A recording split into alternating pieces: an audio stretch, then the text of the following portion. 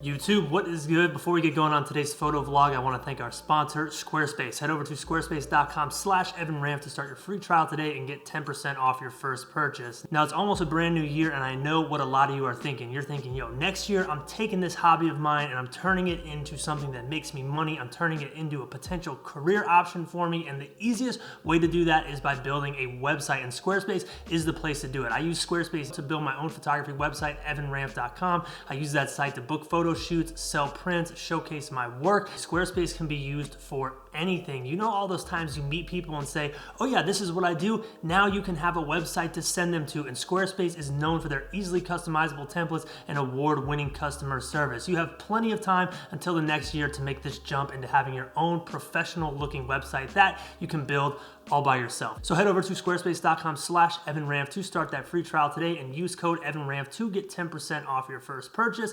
Now that we got that out of the way, let's jump back 2 days ago to when this vlog got started.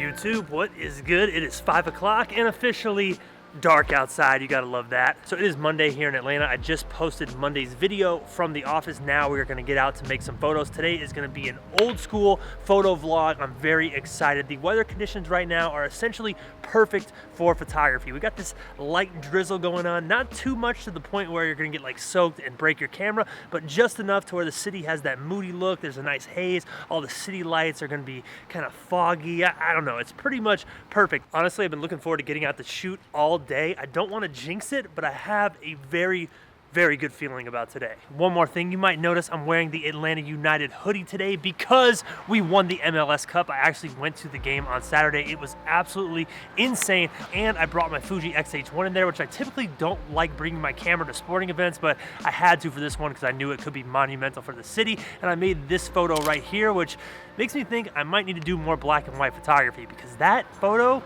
is nice.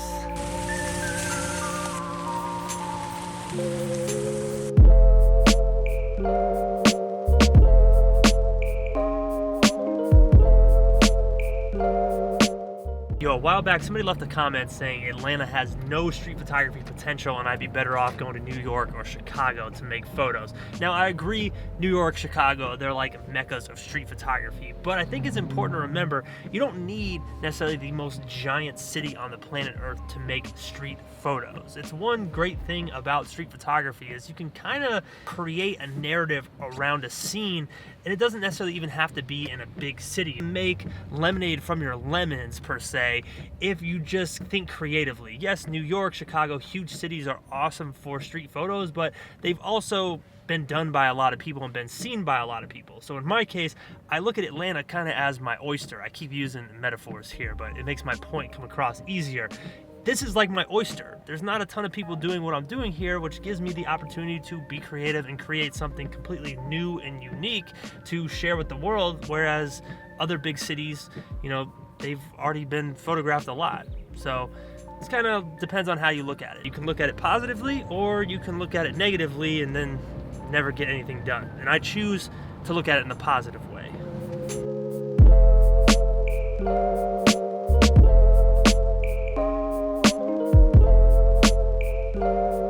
Coming in hot with that voiceover. So where we're shooting today is East Downtown Atlanta. Not east side of Atlanta, but the east side of downtown. There's a distinction that I'll explain another day. But I decided to try my luck here. I normally don't shoot in this area because there's not always a ton of people, especially when Georgia State University is out. But today, wanted to switch it up.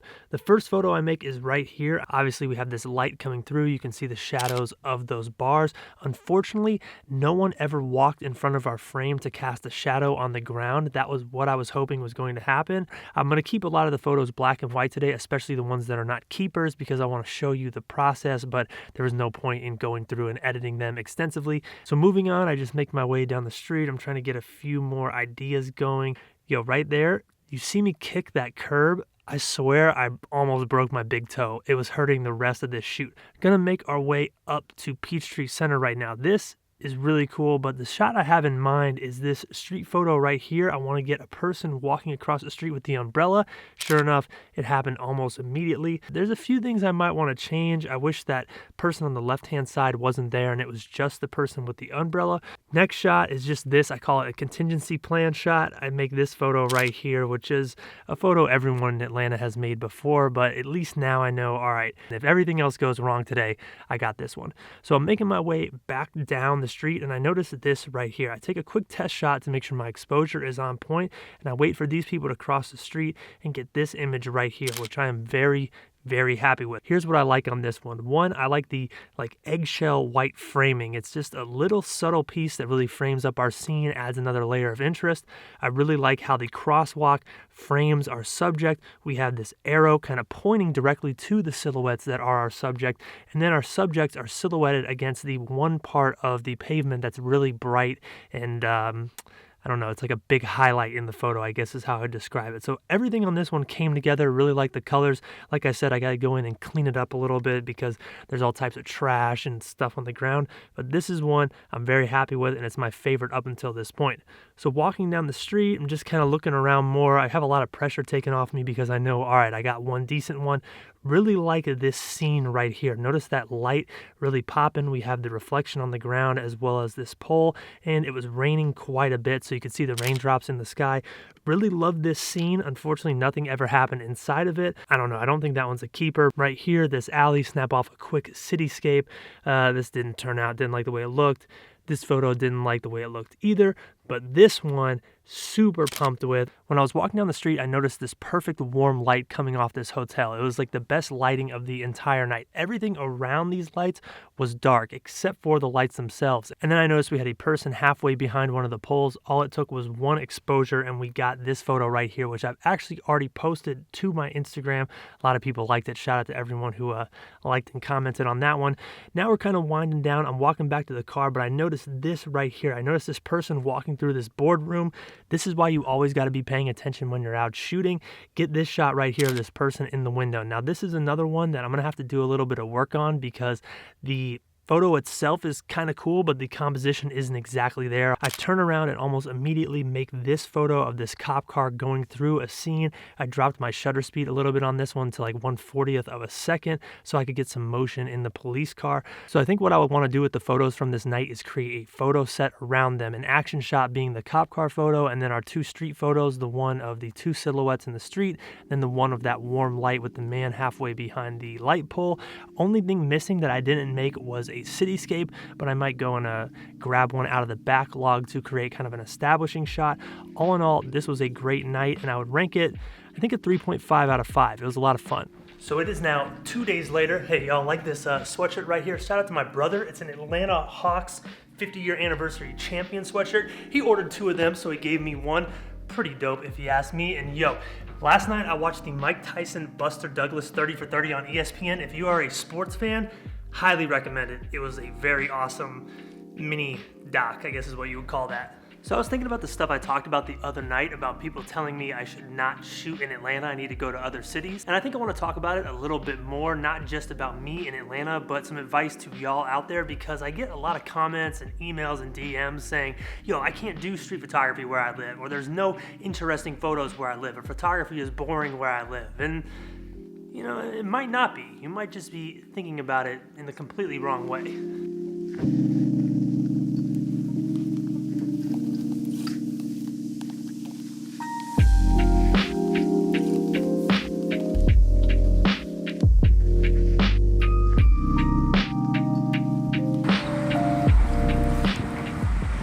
So if you're someone who finds the place you live to be boring for photography, you really have 2 options. One is move, and that's the reality for some people. Let's say you're a landscape photographer or you want to get into landscape photography and you live in the middle of like Nebraska. There's not really any mountains in Nebraska, and landscape photography might not be the type of photography you can do there. So for some people, moving to the type of photography you want is the answer, but it's not the only answer, and that's the point I want to get across. Saying the place you live is boring can be a cop-out and an excuse for why you're not making photos, similar to people saying, oh, I can't make photos, I can't do this, I can't do that because I don't have a good camera. The reality is, You can, you just don't want to, and you're using that as an excuse. See, there's plenty of potential cool things you can do regardless of where you live. It's all about being creative. It's like I said earlier, it has a lot to do with making lemonades out of the lemons you have in front of you. Some of my favorite Instagram accounts, you have no idea where any of the photos are made. They're like inconspicuous. The location of them actually doesn't matter to the photo itself. So really, you can make cool photos anywhere. It just might not fall into a general category or genre like street photography, city photography, or landscape photography. And I really don't think that's a big deal. This old window right here, there are plenty of places on this planet that have old windows.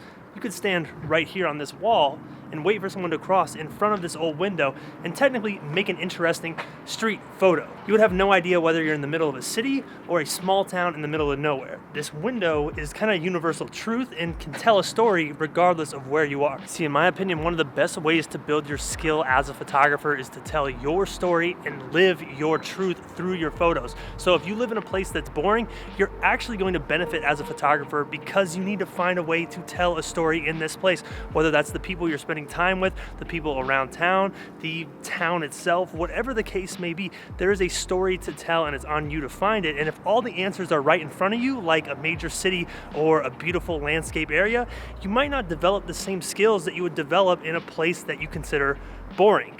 Okay, see, it's all about how you look at it. It's all about your mindset when it comes to these challenges that a boring, once again, place might present. Yes, strive to travel or move to the places that you think will make the best photos for you, but don't use the place you're living as an excuse for why you're not being a photographer, why you're not making photos, why you're not being creative. All have a unique story to tell, and yes, the place you live could make that story more challenging to tell, but at the end of the day, it might make you better.